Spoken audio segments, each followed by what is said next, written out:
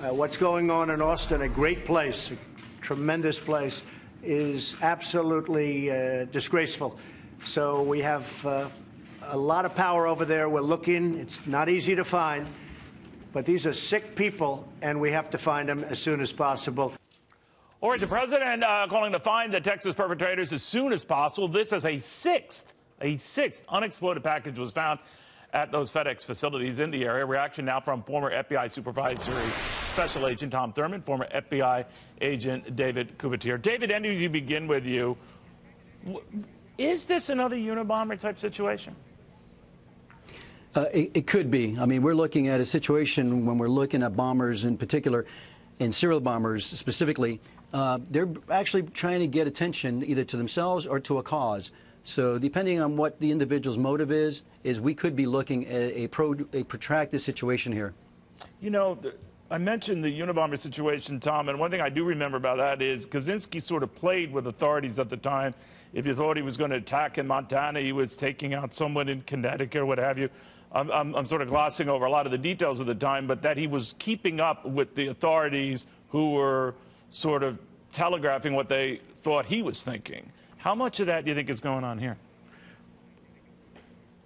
It could very well be going on here. That's certainly a huge difference between these series bombings and Ted Kaczynski is that Kaczynski was very methodical, and we took 17 years to put all of his devices down, where all of these are coming very, very close to each other. Yeah, that is an interesting development here, David, because in this case, God forbid, something like this could drag on for years. We do know the pace has picked up markedly just in the last 48 hours. What do you make of that, David?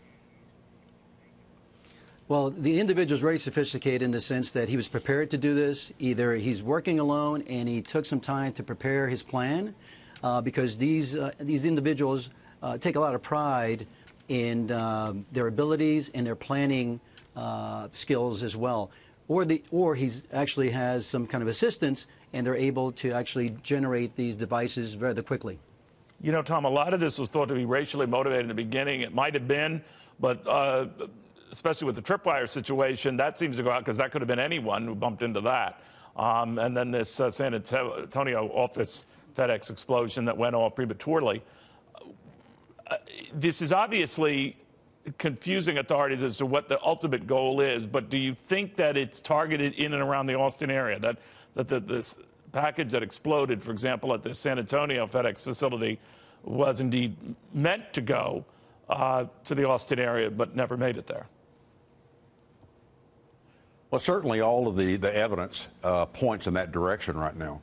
And the investigators are extremely busy, I know. I've been there a number of times with going to these scenes and trying to get everything that they possibly can out of the scenes.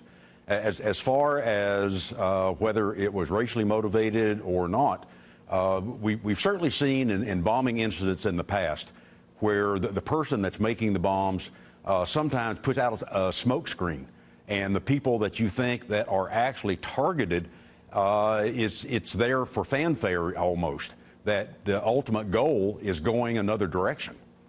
You know, David, a lot has been made of the spillover fear factor that when this occurred at a FedEx facility, people say, well, that's it. Even in that area, some beyond, just saying, I'm never going to open those boxes that are dropped at my front porch. So the fear factor, justifiably, is building, even beyond the Austin area. What do you tell people? Well, they got to be, the biggest thing right now is, and you're absolutely right, they're trying to build fear into the community or region or specifically in an industry, dealing with an organization or industry. But in this case, what we would tell people right now is to stay vigilant, get those phones that everybody loves using nowadays, and actually help out and enhance surveillance in the communities that you're living in right now. And anything that you see suspicious or a suspicious individual, record those incidents and report those to your local law enforcement officers. Because most cases, when we're talking about a serial violent offender, many of those cases are solved because of a tip that comes in from the public. I would imagine, Tom, there's some video of some package being dropped off somewhere. We're just not aware of it. Absolutely, and especially nowadays we have cameras. Go ahead. Tom first, I'm sorry. Okay, sorry.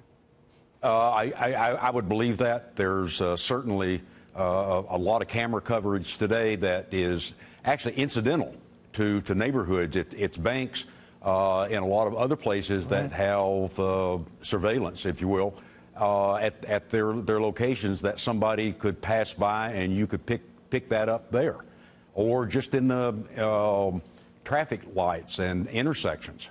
Absolutely. So it might be out there. What do you think, David? No, absolutely. The more vigilant the community's out there, the more they're aware, the more they're using their situational awareness, in specifically in that particular region, they're going to be enhancing everything that the public officials are doing at this point.